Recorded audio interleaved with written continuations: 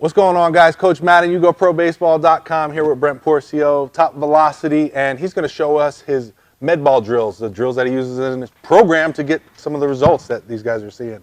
So I developed these drills when I started the program. It helped me personally in my career. Now, I was a guy who tore his rotator cuff. So when I came back, logging a lot of innings on my arm really compromised what my arm could handle. It couldn't handle a lot after surgery. So I needed something that would allow me the reps to improve my mechanics without putting the wear and tear on my arm. And that's where I developed these drills. I'm going to talk about the different phases that we go through with the drills and how it progresses to the mound and to the baseballs. But first I want to talk about how this works. So this is an overload approach or a weighted ball approach. The difference between this and a weighted baseball is we do this with two hands. And in doing these throws, we'll literally go through the similar throws of delivery. When we do it with two hands, it forces, because I'm using the other hand, to keep the throwing arm engaged with the trunk and working with the trunk to carry the energy and not working independently of the trunk, which is where a lot of the problems can happen with arm issues and arm injury. That's what a weighted baseball approach, I believe, can do. When you grab a weighted ball, if my arm and my upper body isn't really synced up and they're disengaged and I'm dragging my arm or pushing my arm, and then I'm adding an added load through the weight, I find that to be an issue, and that's why I steer away from that and more towards a two-handed weighted ball approach. So once, like I said, when you start doing that, what happens is when this stays more engaged, you don't feel the stress on the arm as much or considerably. I mean, you can throw hundreds and hundreds of these throws and not feel a sore arm after it. So what that's allowing is kind of like hitters. We can get a lot more reps in without cooking and compromising our arm health in the process. So now that you understand that, also too, you're going to find we don't go above 2 pounds. 2 pounds is where we stop because it gets too heavy and it really starts slowing us down and the mechanics can really start getting bad. You're going to be challenged to have good mechanics on this, and that's what makes it a great tool, because it's going to force you to become more self-aware of how you're moving and how to get better at it. And you're going to need a lot of the 3X pitching mechanics to help guide you through getting better at these mechanics. So we have basically two series of drills. We have an overhead series, and then we have a shoulders closed series. And how this works is very similar to Olympic lifting, which is a big part of our approach. It's creating variations of the pitching delivery so you can work on little segments here and there, as opposed to trying to work through the whole thing. That's why a lot of times you go to a traditional pitching lesson and the coach is shouting things at you through your full delivery, and it's very hard to make changes and improvements. We're going to segment it or create variations of the pitching delivery with this ball to put less stress on the upper body and force us to get better at the legs and core, because it's a heavier object, which is really the key things that create better, more total body mechanics. So I'm going to give you a walk through the variations. We basically do a chest up, which is our chest open position, where now we're taking out rotation of the trunk and just working on driving the body up the kinetic chain from the ground force all the way to the fingertips. We do this in a full stride, on knee, and momentum. And there's key things we're focusing on through the drills in each one of those positions. And if you just want to see how it would move in a chest up position, we're going to lift, fall forward and down at the same rate, pop the plate, drive. This will load the trunk back. Then the upper body will engage, and we'll throw the ball to the target. We like to work 45 feet with these. And like I said, you'll find you can do a lot of reps and not be dealing with arm soreness. Also, too, we do a shoulder close series. Now, this gets more challenging because now I'm adding in trunk rotation. And it's called our separation throws, because you're actually, with your back leg internally rotated, which is going to open your hips, you're closing your shoulders off and you're feeling that hip to shoulder separation. So that's the hard thing. Guys trying to learn hip to shoulder separation on the mound, they're starting hips and shoulders in sync, and now they have to somehow figure out how to pull them apart. And it's a very hard thing to do. So what we do is we start in that position with the hips open and then the shoulders closed. So now they're already there. So now they get to experience what hip to shoulder separation feels like.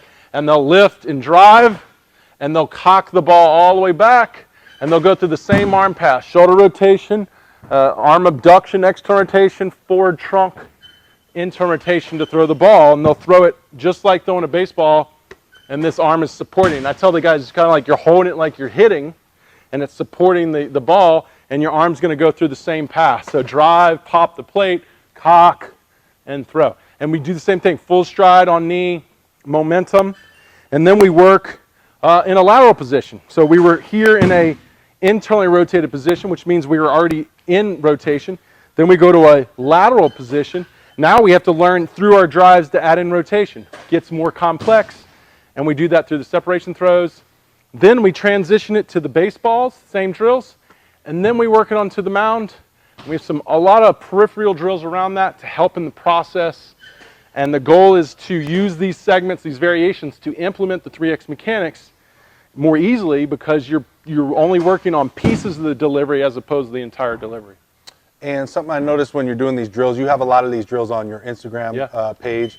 One thing I noticed, you're always taking the velocity of these throws, right? Yeah. What is a good velocity for guys to have in some of these drills? It's a good point. So our chest up elite velocities, our chest open, is 40 plus. So 40 to 41, 42, you're doing pretty good. Our separation velocities, we want to go up another 5 miles an hour, so 45, 46, 47. We've seen guys all the way up to 51. Rarely, 49 I think is the highest we've seen in here, but we've seen guys send us videos up to 51. So those are really elite numbers. People are always like, well, how does that correlate to the ball? I'll tell you right now, the little guys throw these slower than the big guys because it is added weight.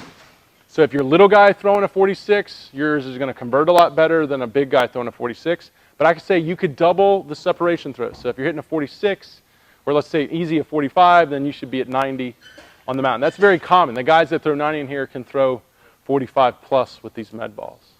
And you're doing all these on the King of the Hill. Are you trying to do the same thing with the King of the Hill as you would on the mound, trying to get the click exactly when you're throwing them? Right. And the thing is, when you're internally rotated, it's more just pure extension because we're not working on rotation. And then when you go in the lateral, now you got to learn how to rotate or trigger rotation and drive. And we call this foot sync is one of our mechanical components because your feet have to sync up.